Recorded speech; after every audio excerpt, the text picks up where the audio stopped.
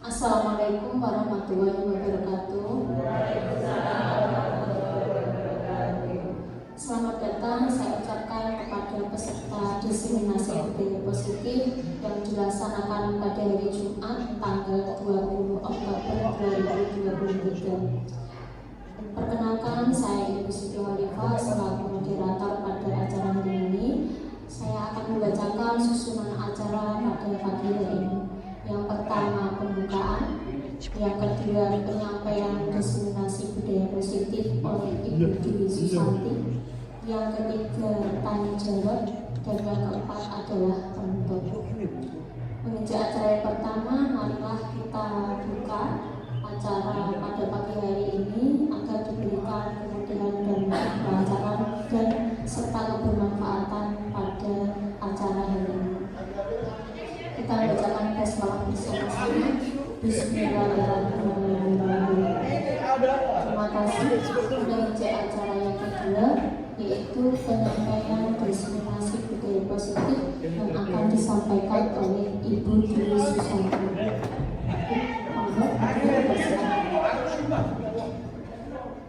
Terima kasih. Assalamualaikum warahmatullahi wabarakatuh. Saya mengucapkan atas kesediaan Bapak Ibu untuk hadir dalam forum ini. Dalam acara kali ini adalah sesi berbagi budaya positif. Jadi ini adalah penularan pemahaman dari apa yang saya dapatkan di pendidikan guru penggerak angkatan 9 tahun 2023. Nah, ini identitasnya. Saya selaku calon guru penggerak angkatan 9. Kemudian pengajar praktik saya Ibu Sri Yuni Karnawati, dan fasilitator saya Bapak Yusmin Haji Samibudi. Nah, kita ini dulu ya, SDK dulu.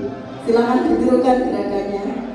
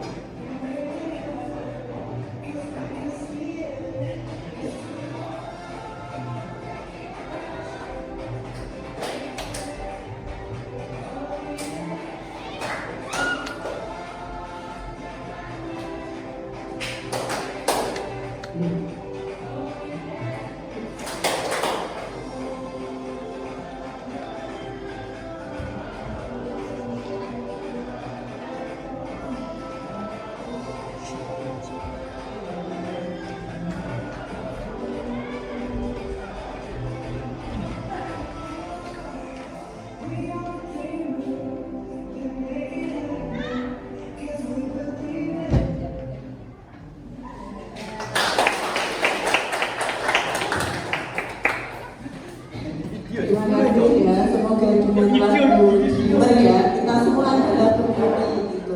Tergantung bagaimana mungkin suatu saat mimpi kita itu akan terwujud tanpa kita juga gitu. Yang penting kita mengikuti proses yang baik. Selanjutnya Ibu Titis. Nah, budaya positif yang pertama ini adalah mengenai perubahan paradigma belajar. Nah, Sekarang saya minta Bapak Ibu untuk berpasangan dengan rekan-rekan di sebelahnya. Nah, kegiatannya ini cobalah buka ya. Cobalah buka. Maksudnya cobalah buka itu petunjuknya kepalkan salah satu tangan. Jadi tangannya itu dikepalkan. Nah, seolah-olah di dalam tangan itu adalah ada sesuatu yang sangat kita hargai. Nah, teman di sebelahnya akan membuka tangan yang kita kepal itu. Silakan dicoba. Boleh nggak? Ini ada sesuatu yang berharga tapi mau dibuka orang, boleh atau enggak? Tidak boleh. Kenapa tidak boleh, Mbak? Ini kan berharga untuk aku, tidak untuk yang. Iya, berharga untuk Mbak Tuti, makanya nggak boleh dibuka. Kalau Bu Hega boleh nggak tangannya ini dibuka? Tidak boleh, saya harus mempertahankan apa yang saya punya. Oh iya, siap Bu Hega. Kemudian kalau Bu ini atau Bu Ani tadi apa? Oh Bu Ani. Tadi sih masih saya genggam ya, tapi dipaksa Bu Indi terus ya sudah nggak apa-apa lah bilang. Responnya macam-macam ya. Jadi ini adalah penggambaran. Kalau saya tanya misalnya, berarti kontrol untuk kita mau membuka tangan atau tidak membuka tangan itu di tangan yang buka atau di tangan kita sendiri? Ya, di tangan kita sendiri. Itu artinya apa? Artinya sebenarnya manusia itu tidak bisa dikontrol oleh orang lain. Jadi seperti kita meminta murid untuk kamu begini, kamu harus begini kan, atau kamu harus begitu. Kalau itu dasarnya adalah pemaksaan dari kita, itu sifatnya hanya sementara. Jadi kita kayak seolah-olah itu bisa mengontrol murid sesuai keinginan kita. Itu sebenarnya ilusi. Kenapa ilusi? Karena ya ketika ada kita saja gitu. Jadi yang bisa mengontrol tindakan itu sebenarnya diri kita sendiri. Artinya kalau murid itu berbuat A, B, C, D gitu, dia memang pengen berbuat seperti itu. Entah alasannya itu banyak. Misalnya ya saya hadirkan murid, misalnya Mas Noval. Mas Noval ini menaati peraturan supaya tidak terlambat gitu. Alasannya kenapa Mas? Ya karena saya menjaga disiplin. Menjaga disiplin ya. Jadi itu adalah keinginan Mas Noval gitu. Jadi apapun yang kita paksakan kepada orang lain sesungguhnya itu adalah hal yang tidak akan bertahan lama. Intinya begitu. Jadi di paradigma ini yang berubah atau yang mungkin perlu kita perbaiki adalah paradigma stimulus respon. Artinya apa? Artinya tindakan itu dasarnya stimulus, selama ini seperti itu. Kenapa harus berangkat pagi-pagi? Karena ada aturan, karena ada ini, ada itu. Nah yang perlu kita ubah adalah penanaman bahwa itu adalah suatu kebutuhan bagi murid-murid kita, bagi anak-anak kita supaya dia menjadi lebih baik. Lanjut Bu Titis. Nah ini adalah tabelnya gitu. Jadi kalau pandangan stimulus respon itu menganggap bahwa kebutuhan semua manusia itu sama. Jadi tidak ada yang berbeda. Tapi kalau di teori kontrol kita diharapkan itu punya paradigma baru sebagai teori kontrol gitu. Realitas atau kebutuhan kita itu berbeda. Jadi seperti pagi ini kebutuhannya Butres apa Bu? Iya. Bangun tidur. Iya. Bangun tidur, sholat, terus mandi, berangkat ke sekolah, sarapan. Bangun tidur, mandi, sarapan, itu kebutuhannya Bu Grace. Kalau kebutuhannya Mas Rojim, apa kebutuhannya Mas Rojim? Kebutuhan setelah bangun tidur, kebutuhannya apa? Olahraga Bu. Olahraga ya, oke. Terus apa lagi ada? Di situ mandi.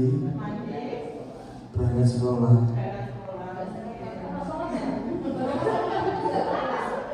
Nah, kita lihat ada dua pendapat mengenai kebutuhan yang berbeda. Kebutuhan yang pertama untuk Bu Grace itu adalah bangun tidur, kemudian sholat, kemudian menyiapkan menu makanan, berangkat ke sekolah untuk bekerja. Tapi kalau Mas Romi beda lagi. Kebutuhan pagi saya itu olahraga Bu. Setelah itu berangkat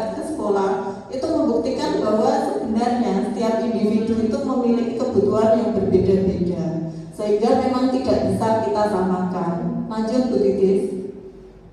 Nah, contoh kontekstual ya di daerah, misalnya dalam penerapan disiplin di sekolah, petugas ketertiban seolah-olah bisa mengontrol murid dengan aturan, tetapi pada dasarnya yang bisa mengontrol diri murid adalah dirinya sendiri. Murid itu mau taat atau tidak taat sebenarnya adalah ya mereka sendiri gitu. Kalau misalnya saya itu mau taat karena saya itu takut sama Bu Dwi, berarti kan mereka yang mau taat gitu loh.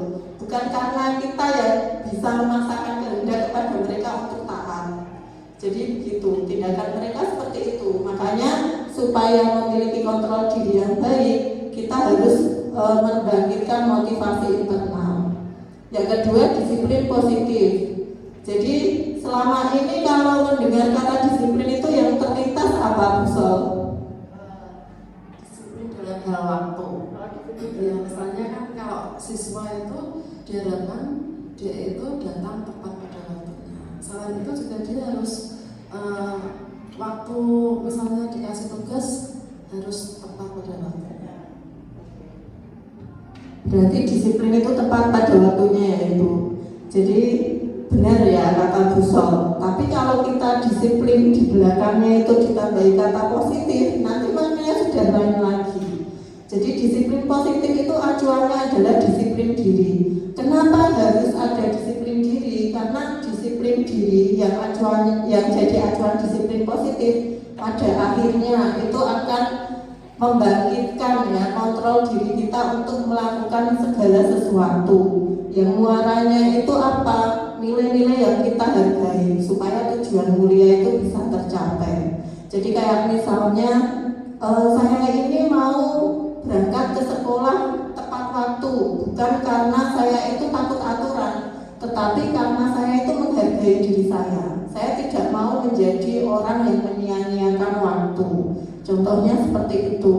Jadi disiplin, taat pada aturan, tapi kalau di belakangnya kita tambahi positif, itu nanti sudah jadi disiplin diri yang pada akhirnya itu kita punya kekuatan untuk mengontrol tindakan kita supaya mencapai tujuan mulia. Lanjut Ibu. Nah, disiplin positif itu muaranya atau nanti ujungnya adalah nilai kebajikan universal. Karena ada kata universal berarti umum. Nilai kebajikan universal itu nilainya itu adalah diterima oleh semua orang tanpa terkecuali. Saya tanya dulu, misalnya pembunuhan, apakah nilai pembunuhan itu ada yang baik atau ada yang buruk? Misalnya agama Islam itu menganggap pembunuhan itu sesuatu yang baik atau tidak baik? Tidak baik. Kalau agama Kristen sama. Nah, itu namanya nilai-nilai universal. Jadi nilai-nilai itu tetap diterima meskipun dengan latar belakang yang berbeda. Seperti ada kasus ya, misalnya pembantaian atau misalnya ada nilai-nilai kebajikan toleransi. Saya yakin sekali semua orang, semua agama dengan latar belakang apapun pasti menganggap bahwa toleransi itu adalah hal yang baik. Begitu mengenai nilai kebajikan universal. Lanjut Bu Titis. Nah, contoh yang ada di sekitar kita itu nilai kebajikan yang diyakini oleh masyarakat Kudus yang diwariskan dari Sunan Kudus itu adalah saling menghormati. Jadi masing-masing orang itu sudah tahu gitu ya, sudah tahu ya Mas Noval. Kalau misalnya ada larangan tidak boleh menyembelih sapi, kenapa? Karena kita menghormati umat yang beragama Hindu. Hindu itu dewanya, bukan dewanya ya, tapi hewan yang dianggap suci itu adalah sapi. Lanjut Bu Titis. Nah, motivasi perilaku manusia. Sekarang kita ke motivasi ya. Motivasinya itu ada 3. Jadi ini sesuai dengan tangganya. Ini yang paling bawah, ini tengah, dan ini atas. Kalau yang paling bawah untuk menghindari ketidaknyamanan atau hukuman, itu adalah motivasi yang paling rendah. Misalnya tindakan-tindakan tertentu. Kenapa melakukan itu? Karena supaya saya itu tidak dihukum. gitu misalnya. Kemudian tindakan yang kedua, motivasi yang kedua itu adalah untuk mendapatkan imbalan atau penghargaan dari orang lain.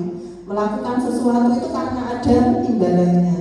Yang ketiga, untuk menjadi orang yang mereka inginkan dan menghargai diri sendiri dengan nilai-nilai yang mereka percaya. Misalnya saya tanya ini Pak Arif ini misalnya datang ke sekolah, ke tempat kerja tepat waktu itu motivasinya karena apa Pak? Motivasinya ya menaati aturan-aturannya, kan kita jadwal jam 7 harus absen gitu. Terima kasih Pak. Jadi Pak Arif ini datang ke sekolah tepat waktu ya karena memang aturannya begitu Bu. Artinya memang beliau sudah menghargai nilai-nilai yang ada di lingkungan kerja. Berarti motivasinya masuk motivasi yang keberapa? 3, betul. Beda lagi kalau saya itu masuk kerja tepat waktu supaya tidak dihukum gitu. Berarti nanti motivasinya 1. Lanjut Bu Titi. Nah, contoh penerapan kontekstual ya, karena kita itu di Kudus lekat sekali dengan pekerja rokok. Ada berapa pabrik di daerah Kudus itu bahkan mungkin belum ada yang bisa menyebutkan secara pasti gitu. Contohnya ya, contoh motivasi pertama, pekerja rokok berangkat tepat waktu untuk menghindari pemotongan upah. Pemotongan upah itu adalah hukuman ya. Jadi motivasi yang pertama contohnya itu. Kemudian contoh yang kedua, adanya bakti lingkungan untuk mendapatkan rasa hormat atau penghargaan dari masyarakat. Bakti lingkungan itu banyak ya, bisa membagikan tanaman, bisa membagikan air bersih, misalnya seperti itu. Tapi muaranya apa? Muaranya itu supaya mendapatkan rasa hormat atau penghargaan. Yang ketiga, seorang santri di pondok sekitar Menara itu sangat menghormati gurunya karena nilai-nilai yang dipercaya. Jadi kalau misalnya kita itu tanya gitu ya, kenapa santri itu begitu? Ya memang guru saya itu orang yang harus saya hormati gitu. Karena nilai-nilai yang dipercaya adalah guru itu adalah ya betul sekali Bu, barokai gitu ya, barokai. Jadi mereka mempercayai nilai-nilai itu. Melakukan hormat, bukan hormat seperti ini, cuma menghormati guru itu bukan karena takut, tapi karena memang percaya bahwa guru itu memberikan berkah. Itu adalah nilai yang dipercaya. Nah, sekarang kita ke kebutuhan dasar manusia. Kebutuhan dasar manusia itu ada 5. Jadi ada bertahan hidup, kasih sayang, kebebasan, kesenangan, dan penguasaan. Nah, kalau 5 kebutuhan ini terpenuhi semuanya, berarti jiwa raga manusia ini akan normal atau selaras. Tidak ada tindakan-tindakan yang menyimpang. Tapi kalau salah satu kebutuhan ini tidak terpenuhi, maka akan muncul tindakan-tindakan yang mungkin tidak kita duga gitu ya. Misalnya tawuran gitu ya. Tawuran itu penyebabnya karena apa? Kira-kira karena apa? Tawuran itu.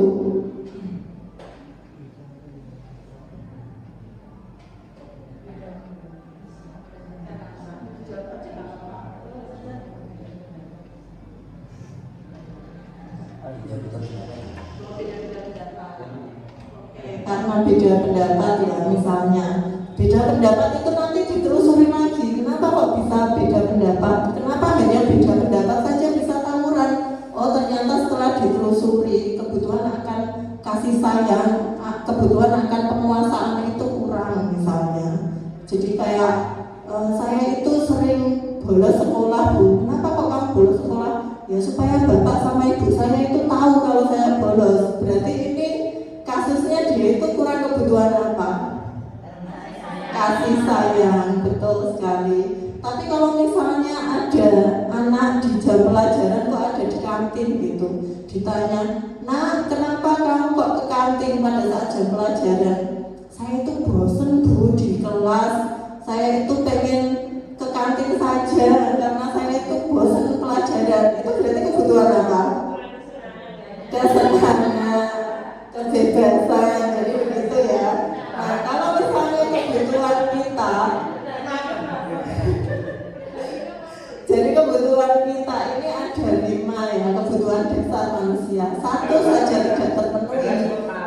mungkin akan terjadi sesuatu yang tidak diinginkan.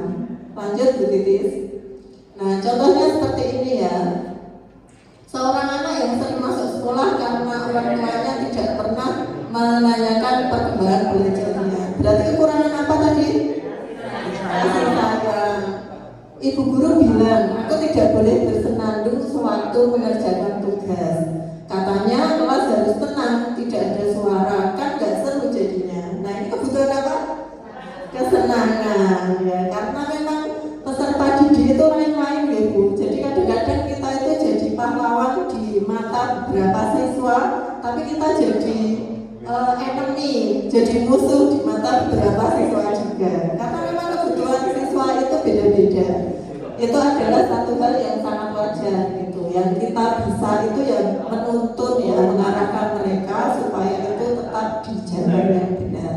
Kemudian ada lagi, aku sebel gambarku tidak rapi, malah ibu guru nunjukin ke teman-temanku di depan kelas. Berarti dia kekurangan kebutuhan penguasaan ya. Penguasaan artinya apa? Dia itu malu. Kenapa sih kok malu? Nah, gambar saya itu jelas-jelas gak rapi kok ditunjukkan ke teman-teman saya kan jadinya itu jatuh harga diri saya, misalnya kayak gitu. Berarti dia merasa tidak bisa menguasai teman-temannya. Lanjut Bu.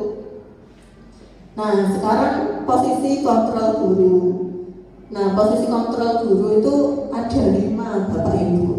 Jadi ini tulisannya itu bertahap ya. Bertahap itu artinya ini yang pertama, kemudian yang kedua, yang ketiga, yang keempat, dan yang kelima. Nah, di dalam posisi kontrol ini seorang guru itu tidak memilih, dalam artian bahwa saya itu mau jadi bestie buat murid-murid saya. Itu ternyata bukan langkah yang benar. Dan yang benar itu apa? Kita ada di posisi ini, di posisi manajer gitu. Karena kalau di posisi teman, nantinya ketika ada masalah, murid itu cenderung kayak, Bu jangan kayak gitu tak Bu, jangan kayak begini tak Bu, misalnya seperti itu. Makanya itu kurang tepat. Jadi ini bukan pilihan. Yang diharapkan dari guru selaku pengajar itu adalah di posisi manajer. Lanjut Bu. Nah, dari yang penghukum tadi, penghukum itu biasanya menggunakan hukuman fisik atau verbal. Apakah ada yang sudah pernah menghukum atau dihukum? Mas Noval sudah pernah dihukum?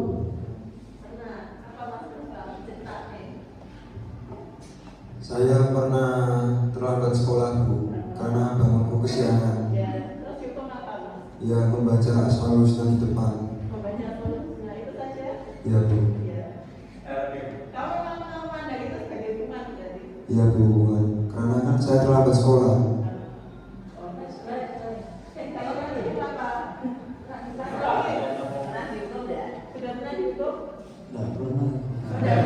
Kalau dipanggilnya BK pernah. Ya, perselisihan sama teman. Ya. Ya, hanya diperingati saja.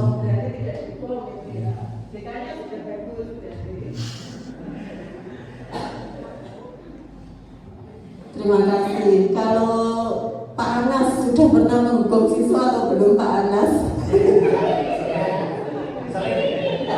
Ya, terima kasih atas kesempatan untuk menjawab. Pernah atau enggaknya untuk menghukum, istilah menghukum bagi saya itu bukan menghukum ya, tapi mendisiplinkan, terutama anak yang atribut. Pertama atribut sama atribut, kalau emang benar-benar dia tidak sesuai dengan kelas atau yang lain, tak minta untuk ganti dengan cara kalau di situ kita sudah menyiapkan premes dan benang jahit, ya setiap itu juga harus diganti. Tapi untuk masalah rambut kita memperingatkan beberapa kali dengan dia membuat suatu pernyataan. Itu aja. Terima kasih. Terima kasih Pak Anas. Alhamdulillah ya, berarti tidak menghukum, tetapi itu malah perannya Pak Anas itu bisa jadi di sini ya, di pemantau gitu. Kenapa memantau? Karena Pak Anas ini memantau anak-anak yang tidak menaati aturan. Padahal aturan itu kan sudah disepakati ya, Mas. Pada waktu masuk ke sini itu kan sudah tanda tangan pernyataan. Nah, berarti sudah disepakati. Kalau yang diceritakan Pak Anas tadi berarti di posisi ini. Karena tidak ada hukuman, tetapi hanya mengawasi. Kemudian apabila ada yang tidak sesuai, itu disesuaikan. Jadi begitu. Nah, di posisi yang paling rentan tapi banyak disukai itu adalah posisi ini, teman. Ya. Ada yang senang jadi teman muridnya? Senang apa boten jadi teman muridnya? Senang pada kondisi tertentu, oke. Karena sebenarnya Bapak Ibu, kalau kita itu sudah di tahap posisi manajer, kita itu berarti sudah menguasai ini. Artinya kalau siswa melakukan kesalahan, mungkin untuk bisa menceritakan secara gamblang persoalannya, kita harus berperan sebagai teman. Tetapi supaya anak ini mengingat bahwa dia itu punya keyakinan yang harus ditaati, keyakinan yang harus dijunjung tinggi, berarti posisinya di pemantau. Kemudian di manajer ini berarti kita sebagai orang yang menjembatani supaya dia itu bisa memberikan solusi sendiri atas permasalahannya. Kenapa solusi sendiri? Karena ketika anak ini melontarkan solusi sendiri, berarti kemungkinan besar dia akan menaati solusi yang sudah disampaikan sendiri. Seperti itu. Lanjut Bu Titis. Nah, contoh kontekstualnya ya. Seorang siswa yang terlambat masuk sekolah disuruh hormat bendera. Nah, ini di posisi penghukum seperti itu tanpa babi bu pokoknya. Mungkin sudah dikata-katai dulu. Nah, kalau misalnya ini ya, di beberapa kasus ada 3 kasus dan ada 3 pilihan. Kasus pertama, seorang guru meminta kepada muridnya dengan kata-kata, kamu harus rajin belajar. Apakah kamu tidak kasihan dengan orang tuamu? Kira-kira posisi kontrol guru itu sebagai apa, Bu Grace? Iya, sebagai membuat rasa bersalah. Karena membuat anak itu merasa bersalah pada orang tuanya yang sudah membiayai, sudah membesarkan, memberikan kasih sayang, tapi dia masih saja tidak mentaati kata-kata orang tuanya. Oke, betul sekali ya Bu Grace. Jadi kata-kata yang seperti kamu harus rajin belajar, apa nggak kasihan toh sama orang tuamu gitu. Saya pernah gitu ya berkata seperti itu gitu. Jadi pernah di posisi sebagai pembuat rasa bersalah. Walaupun kemudian saya tahu bahwa itu ternyata bukan sesuatu yang benar gitu. Tidak saya ulangi, tapi saya pernah gitu di posisi seperti itu. Nah, wajar ya Bu, manusiawi gitu, karena memang manusia itu istilahnya itu bertumbuh gitu ya, bertumbuh berdasarkan peristiwa, waktu dan apa yang dialami gitu. Mungkin kalau misalnya anaknya itu baik-baik saja, kita pasti nggak akan pernah ngomong kayak gini ya. Maksudnya kayak baik-baik saja itu artinya tidak ada sesuatu yang harus ditekankan gitu. Oh, banyak berhasilnya, oke. Perasaan itu loh, anak itu harus merasa benar-benar kayak tobat itu loh. Terus setelah itu kan tinggal kita masukkan, kamu harus gini, harus sama orang tua seperti ini, biar tidak begini.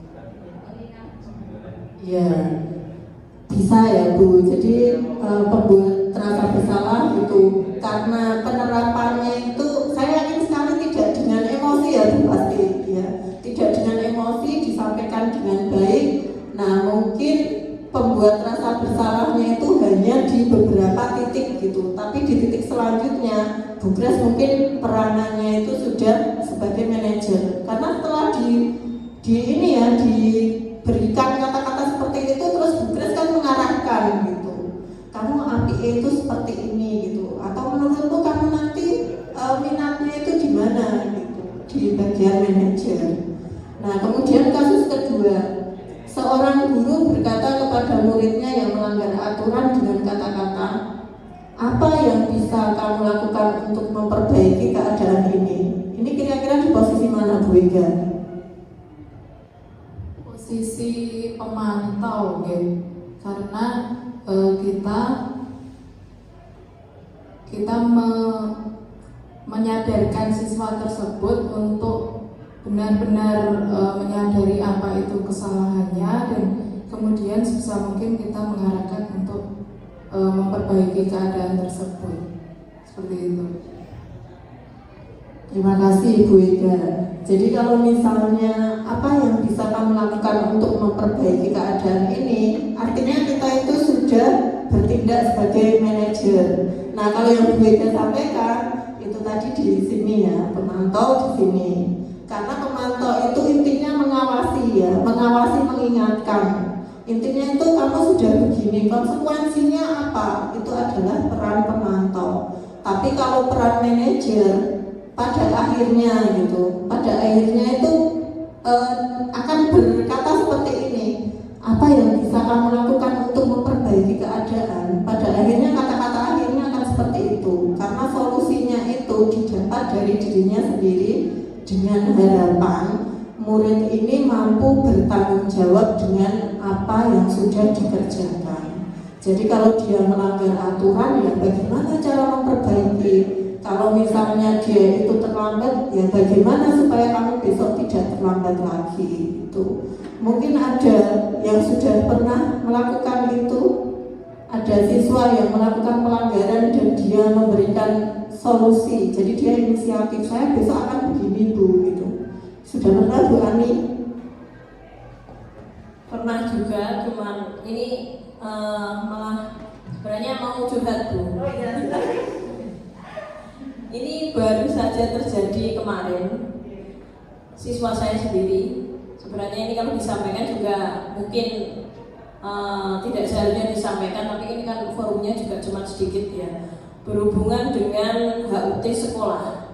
Ini yang saya sendiri juga sampai hari ini belum menemukan solusinya. Jadi HUT sekolah itu kan ada beberapa event, ada beberapa agenda. Nah, siswa saya itu ada beberapa yang susah untuk menerima. Emang HUT itu untuk apa sih Bu? Saya nggak ikut HUT juga nggak apa-apa, nggak ada HUT juga nggak apa-apa. Buat apa sih kau? Buat kesenangan siapa? Nah, terus kemudian ada event untuk sepeda santai. Nah, itu dirasa memberatkan, bukan memberikan mereka waktu cooling down, bukan memberikan waktu mereka, oh ini berarti saatnya saya bisa lumayan untuk santai, menikmati waktu sejenak, di sela-sela nanti saya akan melanjutkan pembelajaran. Tidak, jadi itu dipandang sebuah beban. Sehingga kemudian pada saat saya nulis siapa yang bisa membawa sepeda, siapa yang tidak, itu ada beberapa siswa yang kemudian dia tidak mau untuk membawa sepeda dengan alasan malas. Ngapain? Tidak punya, tapi dia tidak mau berusaha begini. Jadi sudah saya kasih solusi. Si A punya sepeda 2, rumahnya dekat, pulang, kamu bisa dari rumah bawa motor kamu taruh di sana, kamu pakai sepedanya si A juga pakai sepeda, berarti kan bisa. Tidak mau, males, bilang seperti itu. Padahal anak tersebut pintar, secara akademis cerdas anaknya, logikanya luar biasa, main sekali. Cuma memang dia itu kaku, keras, susah untuk menerima. Jadi saya sendiri juga menyampaikan sekolah itu punya agenda begini, kita sebagai warga sekolah ya harus patuh. Kalau di situ kamu tidak punya sepeda, berarti harus mencari. Kalau ternyata mencari sudah tidak ada, berarti tadi Bu Ani sudah kasih solusi ke kamu. Solusi Bu Ani kamu tolak, terus kamu maunya apa? Terus kayak bilangnya, saya maunya sepeda saya itu bukan sepeda saya, sepeda saudara saya itu direparasi, uangnya minta Bu Ani. Sampai hari ini belum saya tanya lagi. Itu dia kekeh seperti itu. Sebelumnya jawabannya adalah males, ngapain sih Bu, panas-panas naik sepeda, capek.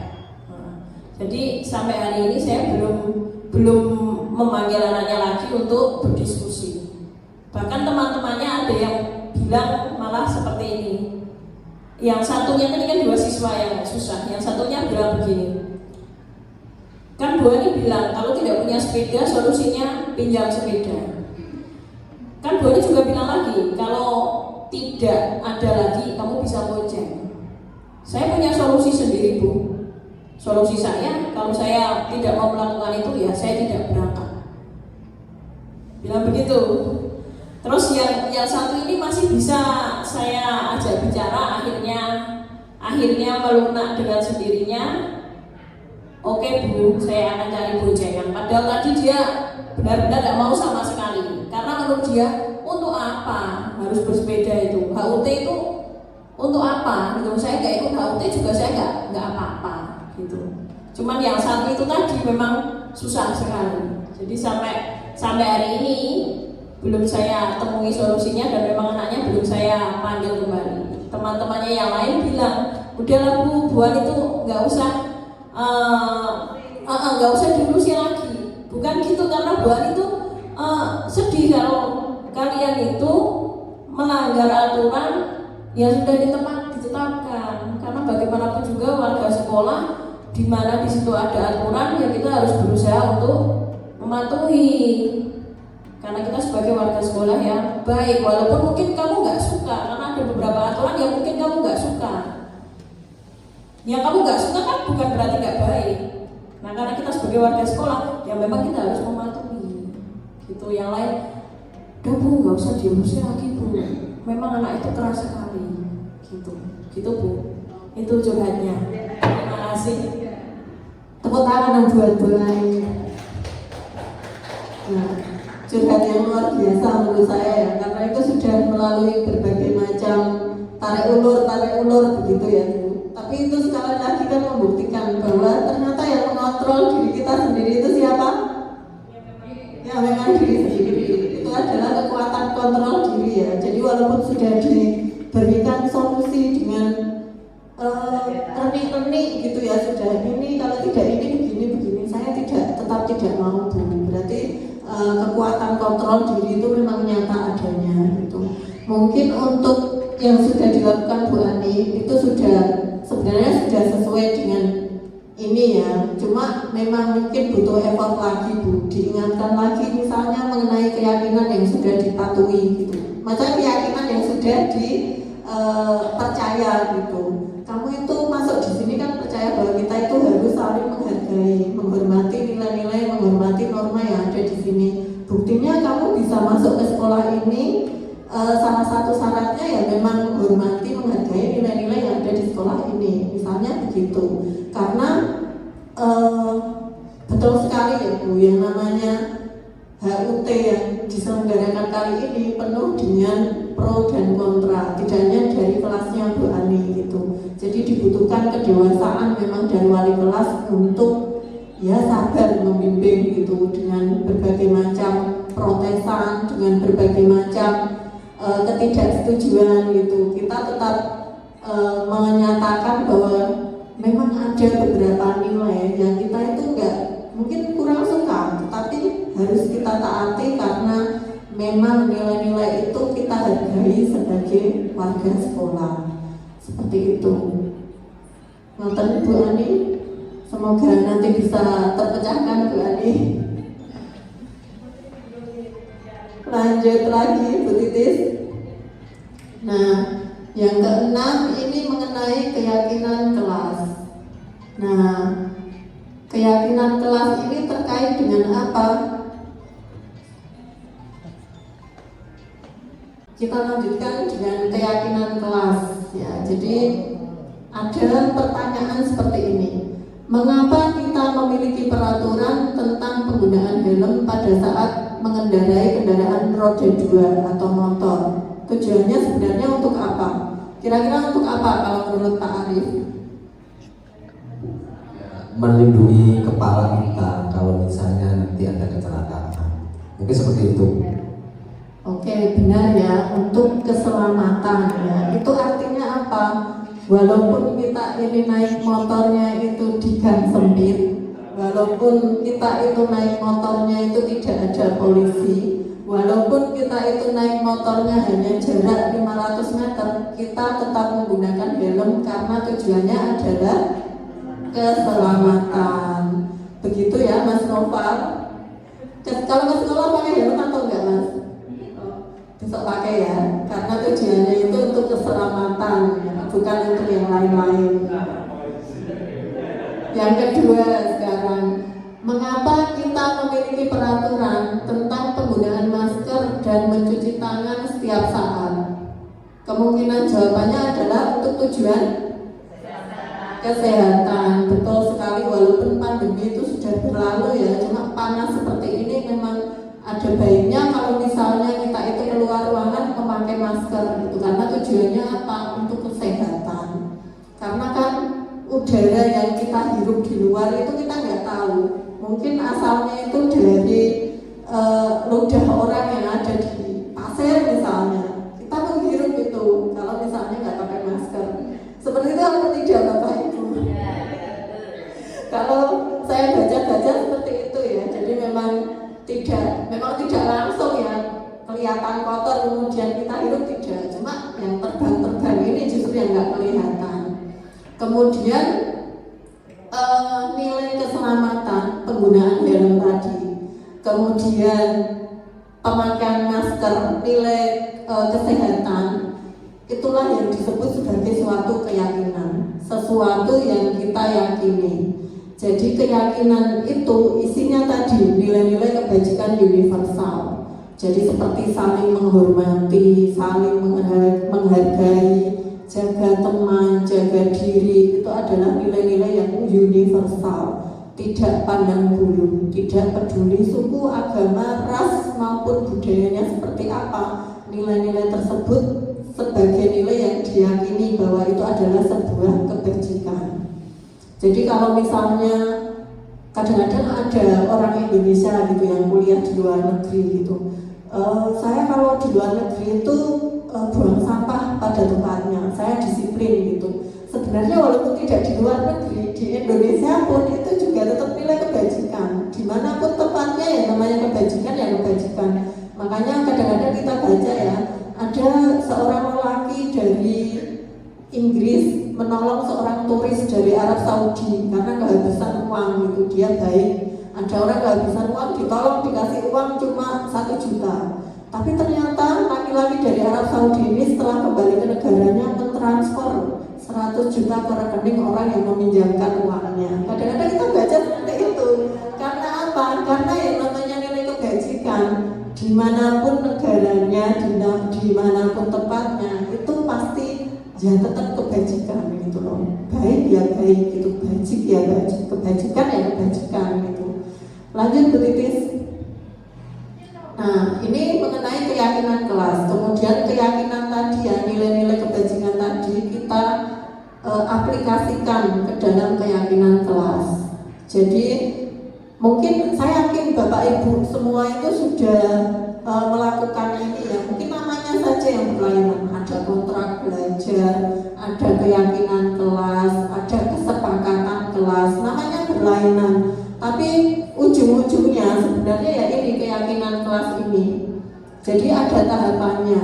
Tahapannya itu yang pertama menampung peraturan melalui curah pendapat. Sudah melaksanakan ya? Sudah. Jadi pasti pada saat awal itu saya melihat di beberapa kelas itu sudah ada gitu. Kalau jam kimia kan memang tidak boleh begini Bu gitu. Pada saat jam agama kan memang tidak boleh begini Bu. Termasuk misalnya kalau jam agama itu karena saya itu agamanya kan tidak Islam Bu, jadi saya belajar sendiri di ruang khusus misalnya. Kalau jam fisika saya itu harus begini, saya itu harus begitu gitu. Ada lagi kalau misalnya jam ekonomi, semua HP itu harus dikumpulkan misalnya seperti itu. Itu adalah peraturan-peraturan yang sudah dirumuskan dari awal. Tapi belum kebajikan ya. Jadi peraturan itu sebenarnya nanti ujungnya ya kebajikan. Cuma memang awalannya dari aturan-aturan dulu. Nah, kemudian tahapan yang kedua, aturannya diterjemahkan ke dalam bahasa yang positif. Bahasa yang positif itu cirinya apa? Cirinya apa Bu Grace, bahasa yang positif? Apa ya?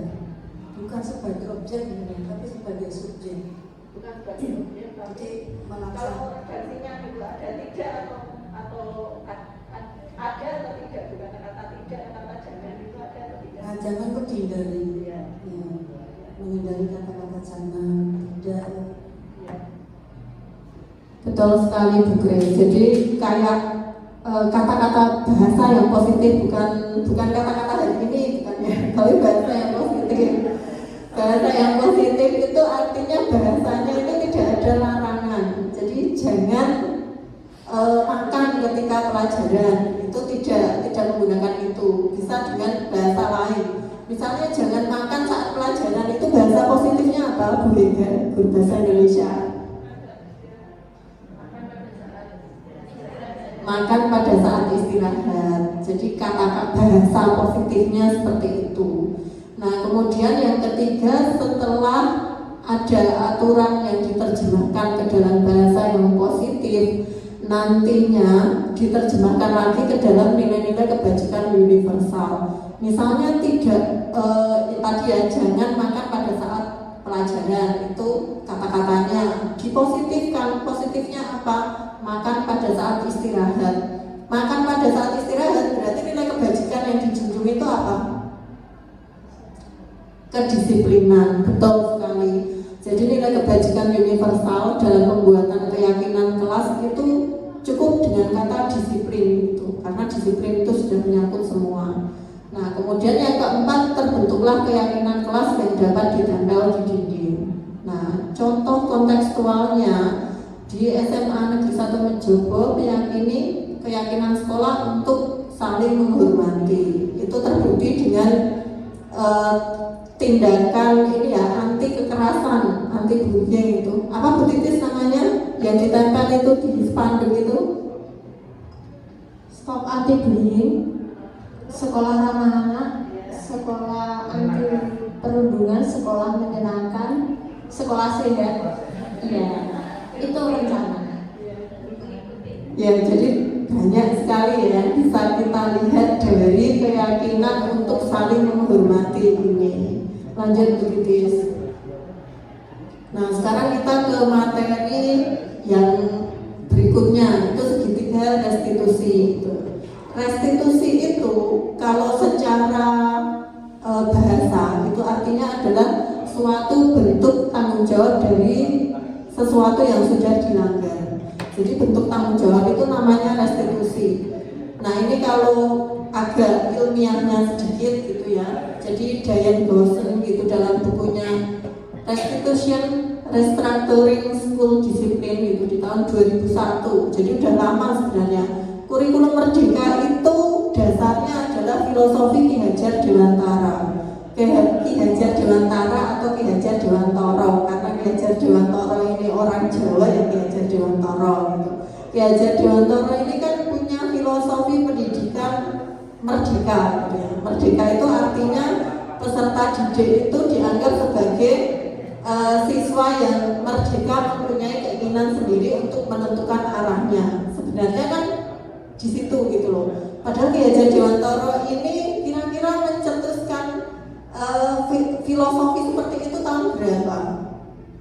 Ada yang tahu nggak Ki Hajar Dewantoro itu hidupnya tahun berapa? Tahun berapa Noval?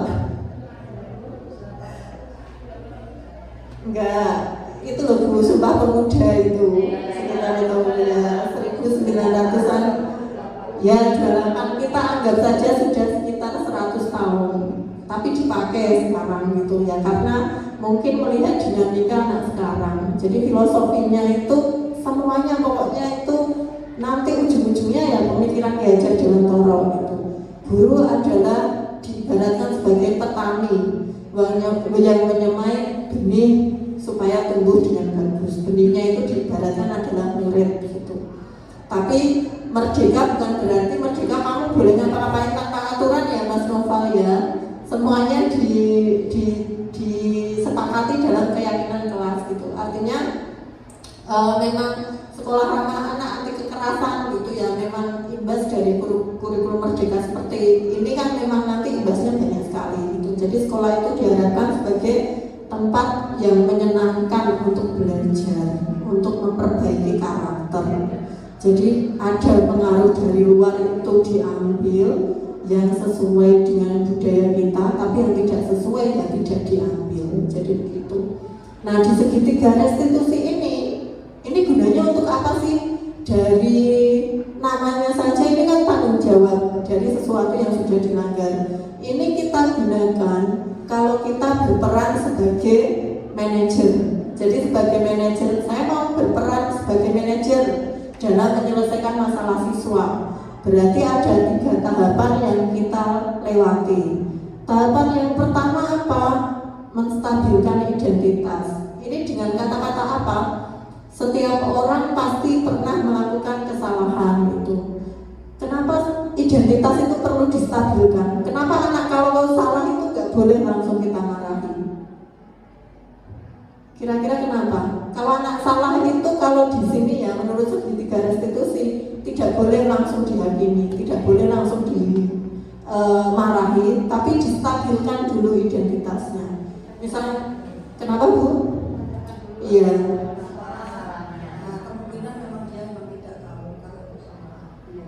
Betul sekali Bu Grace. Jadi kenapa identitasnya itu perlu kita stabilkan supaya kalau misalnya kita menggali lebih dalam, dia itu nyaman gitu loh. Jadi kayak misalnya Mas Noval ini terlambat, Mas Noval terlambat ya Bu, ya bukan sesuatu yang luar biasa karena semua orang juga pernah mengalami keterlambatan itu.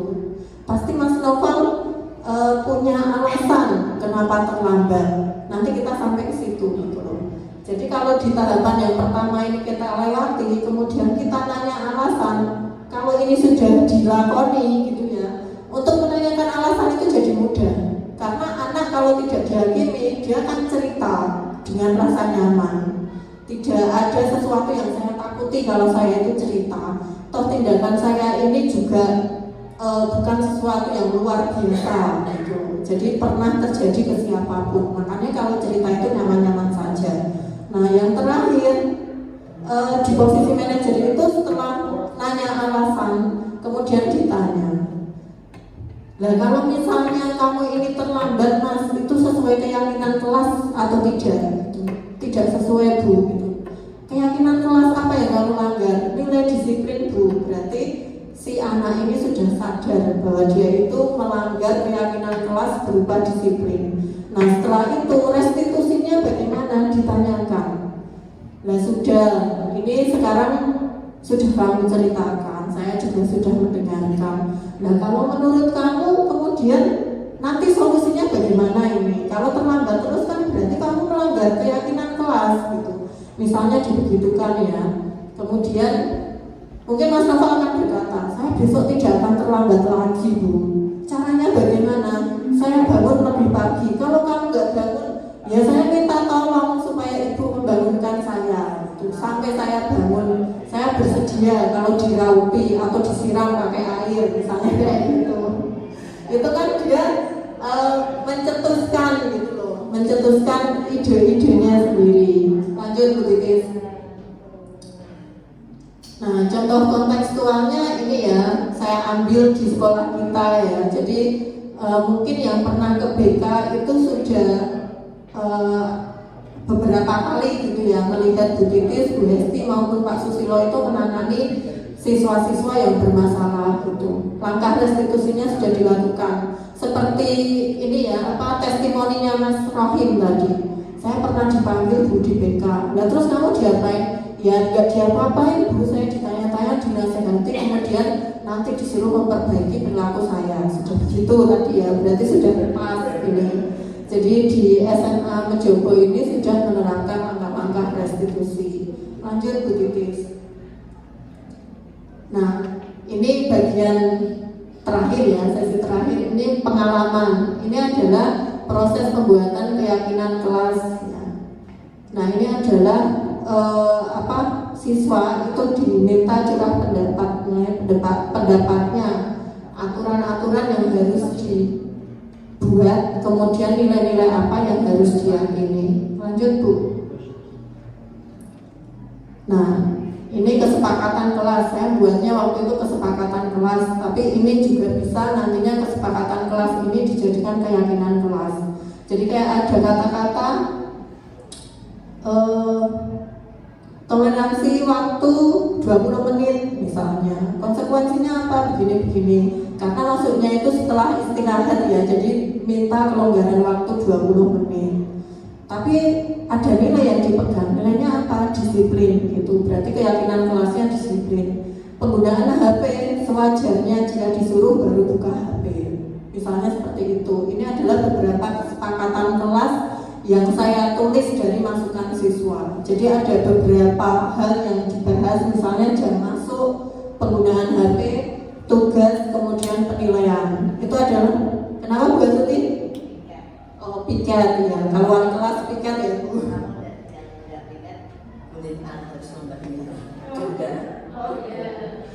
Dia kalau piket harus denda gitu ya. Itu kalau di kesepakatan wali kelas Bu. Maksudnya Mas? Oh bukan wali. Oh dari kelas sendiri ya.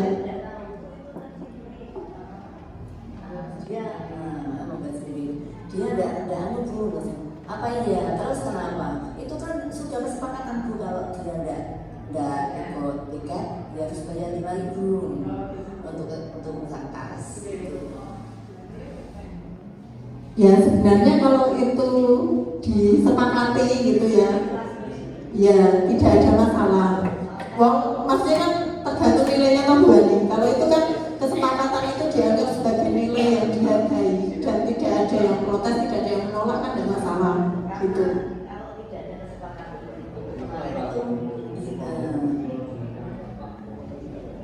Karena kalau tidak ada kesempatan itu, ternyata anak yang itu saja itu sering dia nggak pernah melakukan. Sekarang dari kami sudah mengatakan bahwa ada kesepakatan, apabila itu berarti itu ya gitu. Makanya untuk mendisiplinkan. Ya langkah yang biasanya memang diambil siswa itu seperti itu gitu.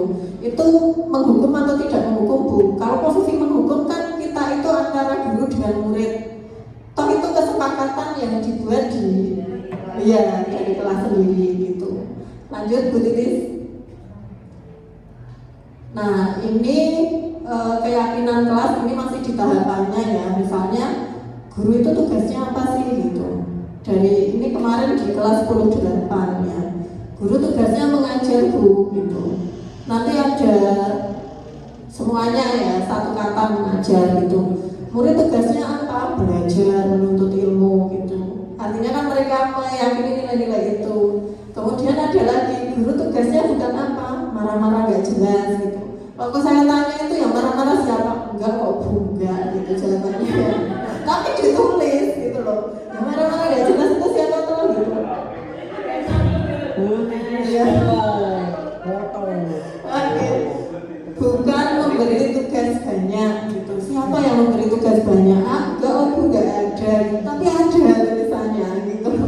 Kemudian murid tugasnya bukan apa? Tidur saat pembelajaran. Kayak gini kan nulisnya kan kayaknya bener-bener apa yang dia inginkan ya. Maksudnya sesuatu yang ya udah tulis aja gitu, nggak apa-apa. Murid tugasnya bukan apa? Membuli, sering bolos sekolah gitu. Dengan mereka membaca seperti ini biasanya tuh kayak oh iya ya gitu, kayak diingatkan sendiri oleh teman yang lain. Iya, namanya anak gitu. Jadi memang kita aja yang sudah berusia matang ya, kadang-kadang juga begitu. Monggo Bu Titis. Nah, keyakinan kelas dari apa yang sudah dibuat tadi gitu ya. Keyakinan kelasnya itu adalah saling menghormati, disiplin, dan tanggung jawab. Kenapa cuma sedikit? Karena keyakinan kelas itu ya isinya nilai-nilai kebajikan universal itu tadi gitu loh. Jadi nanti breakdownnya gitu. Saling menghormati itu gimana sih? Tidak boleh mengganggu teman gitu, atau berbuat baik kepada teman gitu kan, tidak boleh menggunakan kata tidak tadi ya. Disiplin itu bagaimana sih? Masuk tepat waktu. Tanggung jawab itu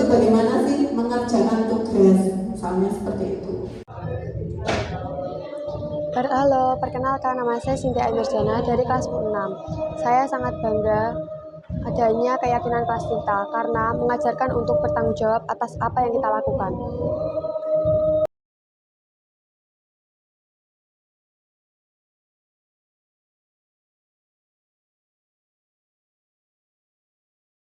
Lanjut Bu. Nah, ini kalau ini aturan di rumah ya, jadi saya minta gitu aturan di rumah tuh gimana gitu berkelompok. Nah, tulisannya nggak kelihatan ternyata. Oh ini tidak boleh keluar malam.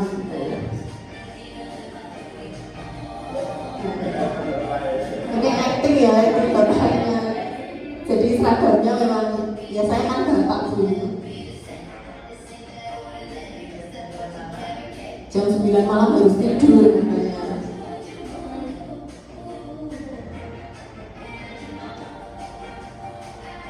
Nah, minta izin ini.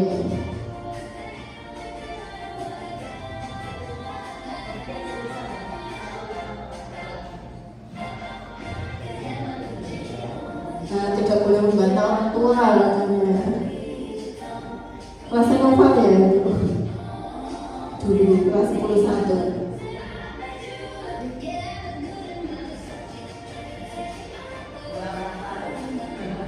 Menjaga kebersihan. Nah, ini contoh aturan yang ada di rumah. Nah, mungkin nanti bisa dibahasakan dalam keyakinan di rumah begitu. Lanjut Bu Titis. Pencet terus lagi aja. Udah selesai itu.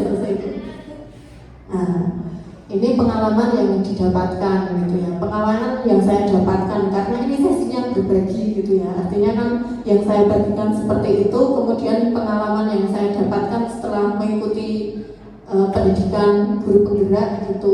Ada praktek seperti ini gitu, kemudian ada posisi kontrol. Ternyata yang paling baik itu adalah manajer untuk membentuk kepribadian murid gitu.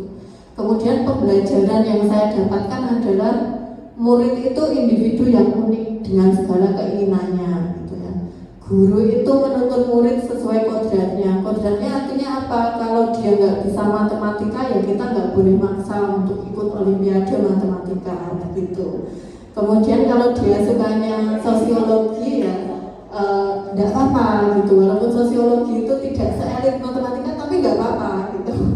Kemudian penumbuhan motivasi internal adalah hal yang sangat penting untuk menumbuhkan kepribadian dan karakter siswa. Lanjut Bu Titis. Nah, sekian sesi berbagi dari saya. Terima kasih atas partisipasi aktif Bapak Ibu semua. Saya pokoknya mengucapkan terima kasih yang sebesar-besarnya karena sampun kersa rawuh teng mriki. Terima kasih.